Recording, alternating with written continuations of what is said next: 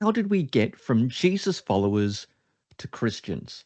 How do we get from the Jesus movement in Judea and Galilee to eventually having this massive edifice, Christianity, the Catholic Church, that is even welded onto the Roman Empire? Well, that's what I'm going to talk about in this video.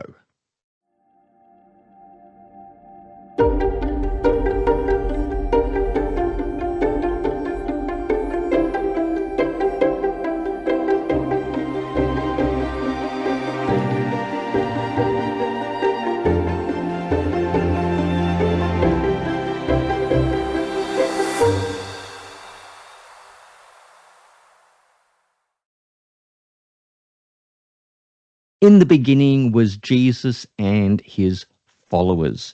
Now, Jesus preached and taught in Galilee and Judea, proclaiming the kingdom of God.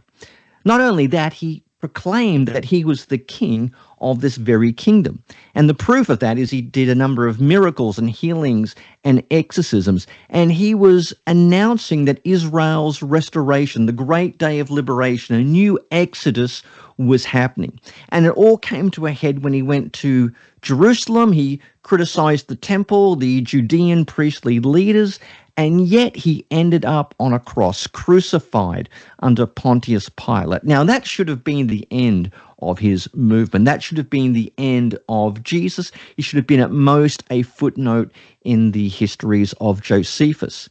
But after his crucifixion, a number of followers claimed that Jesus had been seen alive, that he had been seated at the right hand of God, and the crucifixion, far from disproving his mission or messiahship, now constituted the main proof for it. They believed that the end of the ages was in fact turning on Jesus, and they had a mission to share his message with people in Judea, in the outlying regions, and in all the way to the ends of the earth. In the earliest days, it was not a separate thing called Christianity with Christians. It was very much an in-house Jewish movement. In fact, in the earliest days of the churches, they were probably regarded as something of a rogue messianic sect, a kind of perverse and pernicious species of Judaism, but Judaism nonetheless. Now, the way they referred to themselves, which was with a bunch of different terms, they could call themselves things like followers of the way, as disciples or believers. And if you read Paul's epistles, they could even refer to themselves as the churches of God or the assemblies of God. Now, in the eyes of the Judean leaders, those located in Jerusalem, they identified the followers of Jesus as the sect of the Nazarenes.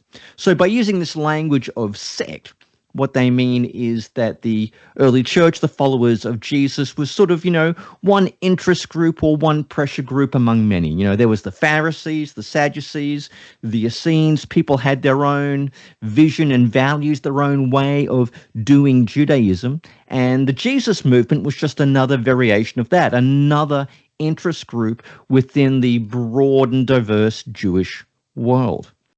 How then do we go from that to the followers of Jesus as a messianic sect eventually becoming known as Christians? Well, this is where we've got to be aware of the spread and dispersal of the Jesus movement.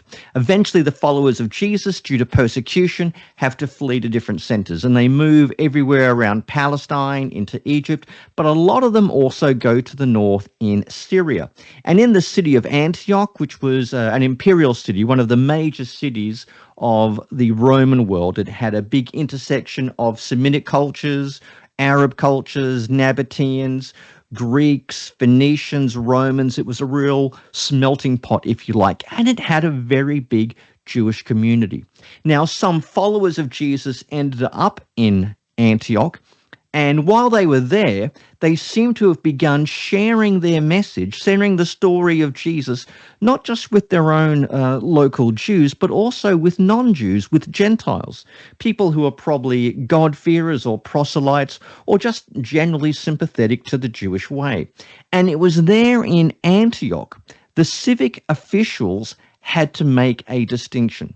They knew that Judaism was diverse, that Jewish communities were not monolithic, but you had the kind of regular everyday Jews, and then you had these other Messianic Jews who were now sharing their faith with non-Jews to create a kind of a chapter within the Jewish community within Antioch. And in order to make that distinction, the civic authorities in Antioch labeled them as Christianoi, partisans of the Messiah, followers of Christ. Or you could even say, in a pejorative sense, they were kind of like Messiah freaks, would be another way to put it.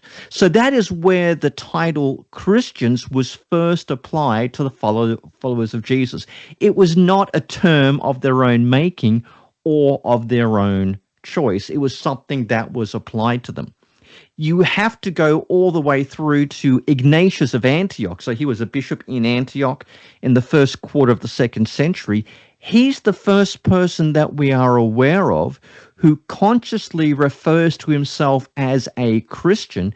And what is more, he also sees a Christian as completely distinct from someone who is a Jew and from someone who is a Greek, a Roman, or a pagan. So by the time you get to Ignatius, at least in his part of the world, a Christian, or something you might call Christianity, is now a socio-religious entity which can be distinguished between the Jewish world and the pagan world as well.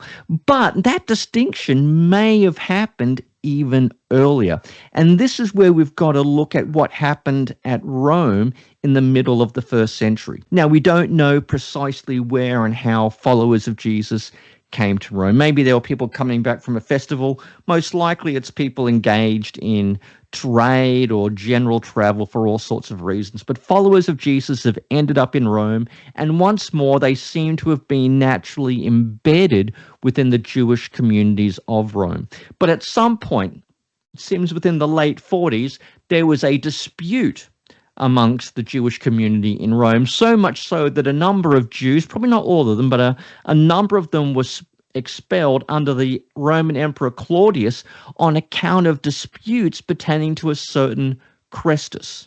Now, there's all sorts of debates about who this Chrestus is. I mean, it was a common name, but we know that Chrestus could also be a Latin mistranslation for Christus. Okay, so what has most likely happened is within the Jewish communities in Rome, there's been a bit of argy-bargy over Messianic faith, and as a result of all the tumults and turmoil, the imperial authorities have expelled a number of Jewish Christians from Rome. And this is where you get the story of Priscilla and Aquila meeting Paul in Corinth, because they've been expelled from Rome. So that's about 49 AD. Then, when you get to the mid-60s, when you get to the summit of the Neronian persecution, something very interesting has happened. At this point, it now becomes possible to identify a group in Rome who are Christiani, who are Christians, who are also distinguishable from the Jewish community in Rome and the rest of the wider culture.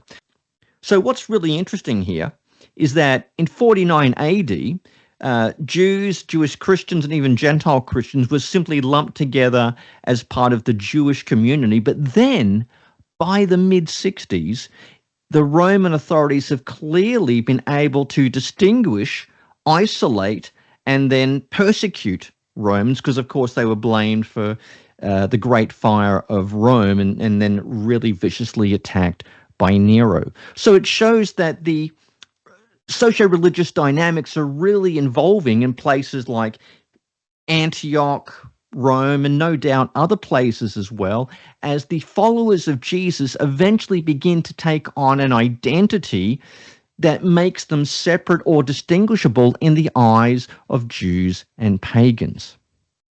So by the mid-1st century, although the Jesus movement was clearly embedded within Judaism and Jewish communities, you can see a number of things which are going on that seems to be pushing it to the margins, then the edge, and then in some cases, maybe on the outside of some Jewish communities. Now that process is long, complex, very convoluted and debated. It probably happened differently in different places.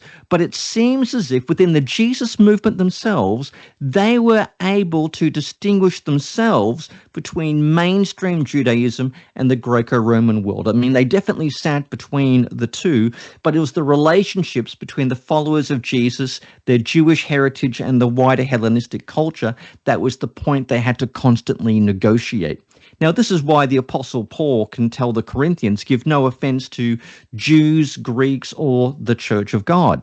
So the idea there is that the Church of God seems to be something related to but different from the average Jewish person, and obviously as well it's different from the wider Greco-Roman culture as well.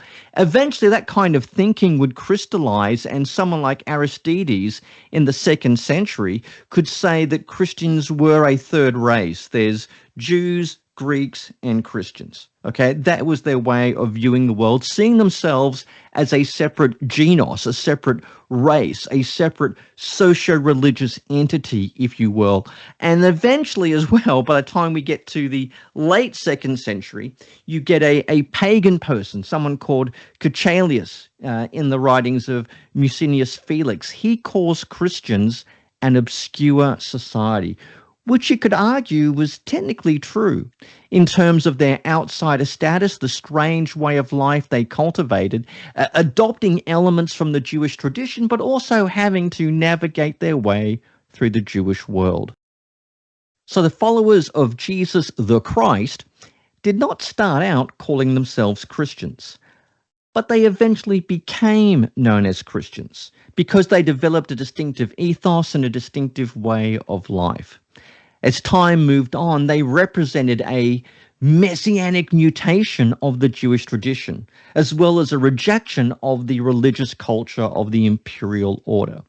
And that is how the followers of Jesus from Galilee and Judea eventually became the Christians of the Roman Empire.